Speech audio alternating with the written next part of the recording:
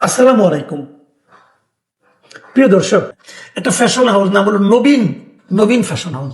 এই নবীন ওরা পাঞ্জাবিটা বিক্রি করতো খুবই কম দামে, এবং নবীনের সারা দেশে প্রায় 21টার মতো শোরুম আছে, বিভিন্ন জায়গায় আছে, এবং ওদের পাঞ্জাবির বৈশিষ্ট্য একটাই, খুব কম দাম। এবং সেই কম দাম কত, ধরেন আপনি 500 400 এরকম দামে পাঞ্জাবি তাদের আছে। সবশেষে একটা দেখলাম যে ওদের যদি আপনি দুটো পাঞ্জাবি কিনেন তাহলে নাকি 4টা ফ্রি পাওয়া যাবে। তো এই নবীনের একটা শোরুম তারা দিয়েছে ওই মগবাজারের বিশাল সেন্টারে, প্রিন্স মানে ডিপার্টমেন্ট স্টোরটা যে বিল্ডিংয়ে, যে ভবনে, সেই ভবনে। এখন প্রিন্সে বিক্রি হচ্ছে যেটা হাজারে, সেই জিনিসটা এখানে পাওয়া যাচ্ছে শতে, মানে 5,000 অথবা 500 এরকম। ডিফারেন্স আছে, কোয়ালিটির অবশ্যই পার্থক্য আছে, কিন্তু এদের একটা ডিজাইন ওদের একটা ডিজাইন, কিন্তু দামটা কম। এটা নিয়েই যত গন্ডগোল। এবং নবীন পাঞ্জাবিকে এত কম দামে পাঞ্জাবি তারা কেন বিক্রি করছে, এই জন্য তাদের মালিককে রীতিমতো হেনস্থার মুখে পড়তে হয়েছে। এবং সেই হেনস্থার মূল উদ্যোক্তাকে ওই প্রিন্স ডিপার্টমেন্ট স্টোরের যিনি মালিক, যার নাম সম্ভবত মাইকেল, মানে আমি যতটুকু দেখেছি বিভিন্ন পত্রপত্রিকায়, উনি এসে তাকে হুমকি দিচ্ছে, তুমি কেন এত কম দামে পাঞ্জাবি বিক্রি করছো, এবং এত কম দামে যদি তুমি পাঞ্জাবি বিক্রি করো তাহলে ফুটপাথে যা বিক্রি করো, শোরুম দিয়েছো কোনো, ফুটপাথে যাও, তুমি রিলিফের মতো সবাইকে বিলিয়ে দাও, কিন্তু তুমি এখানে ব্যবসা করতে পারবে না। এখানে ব্যবসা করতে হলে এদের এই ভবনের এক নিয়ম আছে, এখানে ওখানে নাকি 4,000, মানে ওনার কথা না, এটা আমি পরে অন্য বিভিন্ন রিপোর্টে দেখেছি, যেখানে নাকি কোনো পাঞ্জাবি 4,500 টাকার কমে কোনো পাঞ্জাবি বিক্রি করা যাবে না, এবং 1,500 টাকার কমে কোনো পায়জামা বিক্রি করা যাবে না। আর নবীনের পাঞ্জাবির দাম মাত্র 500 টাকা, তাও আবার 500 টাকাও না, তাও আবার ওটা একটা পাঞ্জাবি আছে দেখলাম কি আপনার এই 900 টাকা মতো দাম, যেটা নাকি দুটা কিনলে, মানে আপনি যদি 1,800 টাকাতে কিনেন আরো 4টা ফ্রি পাবে, মানে এক একটা পাঞ্জাবির দাম দাঁড়াবে আপনার তখন 300 টাকা। এই দামে নবীন বিক্রি করে। নবীনের মালিক বলতেছে যে এই পাঞ্জাবি তৈরি করতে আমার খরচ হয় 250 টাকা, আর ধরেন ব্যাগ দিলাম, ব্যাগের দাম আমার 10 টাকা, তো 260 টাকা। তো আমার তো তারপরেও 50 টাকা প্রফিট থাকে। তো আমি 50 টাকা প্রফিট রাখলে আমার সমস্যাটা কি? আমার এত লাভ করতে হবে কেন? আমি লাভ কম করব, বিক্রি করব বেশি। ওনার কথা সহজ, উনি বলেন এটা আমি পারি এই কারণে আমার এখানে যারা কর্মী আছে প্রায় 600 কর্মী আমার সঙ্গে কাজ করে, যার মধ্যে 105 জনই নারী। ওই যে এরা সবাই একসঙ্গে বসে থাকে, খাওয়া দাওয়া করে, করে। এদের মধ্যে অনেকে আছে যারা নাকি আপনার কিছুটা বিকলাঙ্গ, অনেকে আছে যারা নাকি আপনার অতটা সুস্থ নয়, কেউ আছে যে মাদকাসক্ত ছিল আগে, তাদেরকে পুনর্বাসন করা হয়েছে, তারা একটা কাজের সন্ধান করছিল, তাদেরকে আমি কাজ দিয়েছি। এই সমস্ত লোকজনকে আমি কাজ দিয়ে তাদের আমি কাজটা করাই, এবং তারা আমার এখানে হ্যাপিলি কাজ করে, এখানে খায় দায় সব কিছু করে। তো আমার তো খরচ কম, আমার কম খরচ হলে আমি কম লাভ করব। দেখেন নবীনের যে লজিকটা, এই লজিকটা কিন্তু আপনি উড়ে দিতে পারবেন না। এখন প্রশ্ন হচ্ছে আশেপাশের যে দোকান আছে তাদের কি হবে? তারা যেটা বলতে যাচ্ছে যে আমি তো অনেক টাকা খরচ করে এখানে শোরুম নিয়েছি, আমার এই ইনভেস্টমেন্ট বেশি, আমার কাপড়ের কোয়ালিটি, এখন আপনার কাপড়ের কোয়ালিটি ভালো, সে ঠিক আছে মানলাম, কিন্তু ওই কোয়ালিটির দর্শক নিশ্চয়ই, আপনার গ্রাহক নিশ্চয়ই আপনার এখানে যাবে, তারা কিনবে। তো নবীনের এখানে বেশি ভিড়, এটা আপনার সহ্য হচ্ছে না কেন? আপনার গ্রাহক যদি নবীনে আসে তাহলে আপনি নবীনের পথে আসেন। এটা তো ওপেন মার্কেট ইকোনমি, আপনি তো আরেকজনকে বিক্রিতে বাধা দিতে পারেন না। এটা হলো লজিকের কথা, কিন্তু ওরা লজিক মানবেন কেন? কারণ ওরা পাওয়ারফুল লোক। হাতিরঝিল থানা পুলিশে ডেকে এনেছে, ওসি আসছেন, ওসি এসে প্রথম ওই প্রিন্সের দোকানে যে বসেছেন, বসে তারপরে এসে ওনাকে হুমকি দিয়ে দোকান বন্ধ করে দিয়ে, পুলিশের উপস্থিতিতে ওনাকে হুমকি দেওয়া হয়েছে এবং দোকান বন্ধ করে দেওয়া হয়েছে। তাহলে কি দাঁড়ানো? পুলিশের ভূমিকাটা কি দাঁড়ানো? পুলিশের ভূমিকা হলো একজন লোক সৎভাবে ব্যবসা করছে, একজন লোক মানুষকে কম মূল্যে তাদের পছন্দ অনুযায়ী জিনিস সরবরাহ করছে, সেটাকে থামিয়ে দেওয়া। এটা কি পুলিশের কাজ বলেন?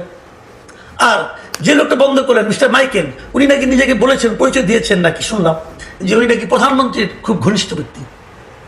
উনি কি আসলে প্রধানমন্ত্রীর ঘনিষ্ঠ ব্যক্তি? আমার সন্দেহ আছে। আমার তো মনে হচ্ছে উনি প্রধানমন্ত্রীকে কয়েক দফা বিক্রি করে দিয়েছেন, এর মধ্যে আরো অনেক কাজে বিক্রি করেছেন, করে হয়তো সুবিধাও করেছেন, অতএব এখানেও করেছেন। এবং আমার ধারণা পুলিশকে ডেকে এনে প্রথম উনি প্রধানমন্ত্রীর সঙ্গে ওনার সম্পর্ক সেটা বিস্তারিত বর্ণনা করে পুলিশকেও প্রভাবিত করেছেন। এবং সেই পুলিশ নাকি এই নবীনের যিনি মালিক, এনামুল হাসান নবীন, তাকে নাকি বলেছে যে উনি খুব পাওয়ারফুল লোক, ওনার অনেক দূর হাত, এখানে আমি কিছু বললে আমাকে এখান থেকে বদলি করে দেবে, অতএব আমি কিছু করতে পারবো না। এই যে এত আলাপ, এত কিছু, মোট ফলাফলটা কি?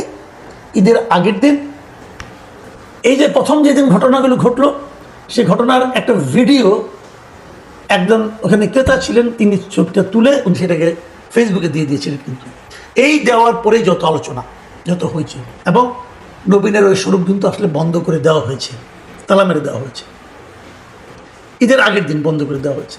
এবং নবীনের যিনি মালিক উনি অভিমান করেছেন, রাগ করেছেন, রাগ করে উনি দেশ ছেড়েই চলে গেছেন 25 তারিখে। ঈদের পরে উনি 25 তারিখে দেশ ত্যাগ করেছেন, দেশে উনি থাকবেন না। এর আগে উনি প্রেস কনফারেন্স করেছেন, প্রেস কনফারেন্স করে উনি বলেছেন যে এই দেশে আমি থাকতে চাই না, কারণ আমার অনেক এর 24 তারিখে উনি প্রেস কনফারেন্স করেছেন, করে বলেছেন যে বাংলাদেশের আইনের উপর, আইন ব্যবস্থার উপর আমার সংশয় আছে। তারপরে উনি বলেছেন যে ওসির আচরণে আমি আরও ভীত হয়ে গেছি, এবং উনি বলেছেন যে আমি ওরা কিছু করতে পারবো না, পাঞ্জাবি বিক্রি করতে যে আমি জীবন দিতে পারবো না, আমার ছোটো ছোটো ছেলে মেয়ে আছে তাদেরকে আমি এতিম করতে পারবো না। অনেক পাওয়ারফুল লোক গুলি খেয়ে মারা গেছে, আমিও মরতে পারি, আমি আর এই ব্যবসা করতে চাই না। এবং উনি 25 তারিখে দেশ ছেড়ে চলে গেছেন। এরপরে মোটামুটি আরম্ভ হয়েছে রাজনীতি। মানে এর পর্যন্ত ঘটনা বললাম, রাজনীতিটা কি এর মধ্যে দেখতে পেলাম একজন লোক ফেসবুকে মিস্টার মোহাম্মদ খালিদুজ্জামান নামে এক ভদ্রলোক, ওনাকে চিনি না, উনি একটা পোস্ট দিয়েছেন। সেই পোস্টে উনি নবীনকে একজন চতুর মানুষ হিসেবে উল্লেখ করছেন। তিনি বলছেন যে না, আবেগে ভাইসা লাভ নাই, নবীন চতুর মানুষ, সে নিজেকে পরবর্তী প্রধানমন্ত্রী হিসেবে দেখতে চাইছেন। মুক্তিযুদ্ধ নিয়ে ওনার প্রশ্ন ভিন্ন বার্তা এগুলো দিয়েছেন, এবং ওটা দেওয়ার সঙ্গে সঙ্গে তিনি এই নবীন হাশিমির 2018 সালে একটা পোস্ট উনি শেয়ার করেছেন। 2018 সালে উনি খুঁজে বের করেছেন কেমনি কেমনি আমি জানি না।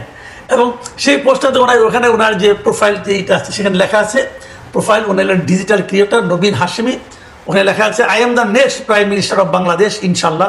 উনি বাংলাদেশের পরবর্তী প্রধানমন্ত্রী হতে চান, তো হতেই পারে, এরকম উচ্চাকাঙ্ক্ষা থাকাটা তো অন্যায় কিছু না। এবং তার নিচে উনি যে কথা লিখেছে সেটা হলো 30 লক্ষ শহীদ আর 2 লক্ষ ধর্ষণের ভিডিও ক্লিপ দিতে পারবেন কেউ না, মানে গুজব কিনা যাচাই করতাম আর কি। মানে এই যে একটা পোস্ট দেওয়া, এটা কিন্তু এক ধরনের আমি মনে করি মতলবী পোস্ট। ভাই 30 লক্ষ শহীদ এবং 2 লক্ষ ধর্ষণ এবং শহীদের কেউ ভিডিও করে রাখে? এখন তো অনেক আধুনিক হয়ে গেছে, এখনই কি কেউ রাখে? 2-1টা হয়তো থাকতে পারে, কিন্তু এই যে আমাদের জুলাই আন্দোলনে এত লোক মারা গেল, প্রায় 1,500 লোক মারা গেল বলে বলা হচ্ছে, কয়টার ভিডিও আছে ভাই? আর 30 লক্ষ যখন শহীদ হয়েছিল স্বাধীনতা আন্দোলনের সময়, স্বাধীনতা যুদ্ধের সময়, তখন কি এরকম অহরহ ভিডিও করা যেত? মানে এই যে ওনার যে পোস্টে কিন্তু ওনার এক ধরনের মতলব, ওনার এক ধরনের চারিত্রিক বৈশিষ্ট্য কিন্তু প্রকাশ করে। ঠিক এই জিনিসটাই হয়তো ওই ভদ্রলোক বলেছেন, হ্যাঁ, যিনি খালিদুজ্জামান সাহেব বলেছেন। তবে আমি আবার এটাকে এতটা ওইভাবে সিরিয়াসলি নিচ্ছি না, এরকম হতেও পারে আবার নাও হতে পারে। কিন্তু এরপরে আরেকটা রাজনীতি দেখলাম, একজন বলছেন যে হাসনাত আবদুল্লাহর মধ্যস্থতায় নাকি নবীনের অন্য সবগুলি শোরুম খুলে দেওয়া হয়েছে, এবং কেবল মগবাজারটা বাদ দিয়ে। এটাও একটা পত্রিকা দেখলাম বেশ ফলো করে প্রচার করা হয়েছে যে হাসনাত আবদুল্লাহ এমপি যিনি আছেন, ওনার হস্তক্ষেপে সবগুলি শোরুম খুলে দেওয়া হয়েছে। তো সবগুলি শোরুম তো কেউ বন্ধ করে নাই, বন্ধ হয়েছিল মাত্র একটা শোরুম, বাকিগুলো উনি নিজেই বন্ধ করেছিলেন দেশ থেকে যাওয়ার আগে। কাজেই ওইটা খুলে দেওয়ার পিছনে কি কতটুকু কে আসলে আমি বুঝতে পারলাম না। তবে যে জিনিসটা আমার কাছে সবচেয়ে গুরুত্বপূর্ণ মনে হয়েছে সেটা হলো যে আদালত একটা পদক্ষেপ নিয়েছে। আদালত মানে চিফ মেট্রোপলিটন ম্যাজিস্ট্রেট ঢাকার, এবং chief metropolitan magistrate Mohammad Mustafizur Rahman, তিনি স্বপ্রণোদিত হয়ে একটা জাস্টিস অফ পিস হিসাবে একটা আদেশ জারি করেছেন 54 ধারায়। এবং সেই আদেশে উনি ওই ওসিকে শোকজ করেছেন, এবং উনি বলেছেন যে এই একটা দৃশ্য আমরা দেখেছি, এবং এটার মধ্যে পুলিশের যে ভূমিকা আমরা দেখেছি, এই ভূমিকাটাই কোনোভাবেই ভালো বলা যাবে না। এবং এই ভূমিকাটার কারণে মানুষের মধ্যে পুলিশ সম্পর্কে এক ধরনের নেতিবাচক ধারণা তৈরি হতে পারে। খুবই সত্য কথা। ওই দৃশ্যটা দেখাতে কিন্তু ওই একজন ওসি কি করেছেন না করেছেন সেটা ইম্পর্টেন্ট হলো তাবৎ পুলিশ সম্পর্কে মানুষের একটা ধারণা হবে যে এই সমস্ত অন্যায় কাজে পুলিশ সহযোগিতা করে। এবং এটা দেখেই এই বিচারক ম্যাজিস্ট্রেট মোহাম্মদ মুস্তাফিজুর রহমান যে আদেশটা দিয়েছেন, সেই আদেশটা হলো উনি হাতিরঝিল থানার ওসিকে শোকজ করেছেন, এবং শোকজ করে বলেছেন যে ওনার কাজের ব্যাখ্যা উনি যেন নিজে লিখিতভাবে আদালতে যে দাখিল করেন।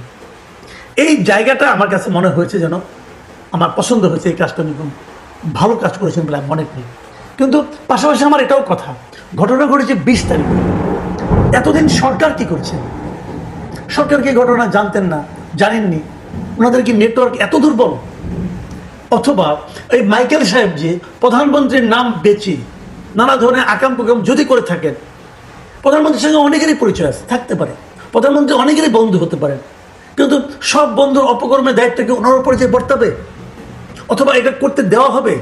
এটা দেওয়াটা ঠিক হবে? যারা প্রধানমন্ত্রী ভালো চান তারা কি বিষয়টা দেখবেন না? এইগুলি দেখা উচিত। কারণ কি আসলে ওনারা বন্ধু কিনা, ওনারা খুব ক্লোজ কিনা, ওনার অপকর্মকে প্রধানমন্ত্রী নিজেও সমর্থন করেন কিনা, এগুলো তো পরে আলাপ। কিন্তু যখন এগুলো বলা বলে হতে থাকে তখনই কিন্তু প্রধানমন্ত্রীর ইমেজের উপর একটা কলঙ্ক কিন্তু মোটামুটি পড়ে যায়। যদি সেটা প্রতিকার দৃশ্যমান না হয় তাহলে কিন্তু সেই কলঙ্কটা থেকেই যায়। তাই আমি মনে করি খুব দ্রুত আমরা এর একটা দৃশ্যমান প্রতিকার দেখতে পাবো।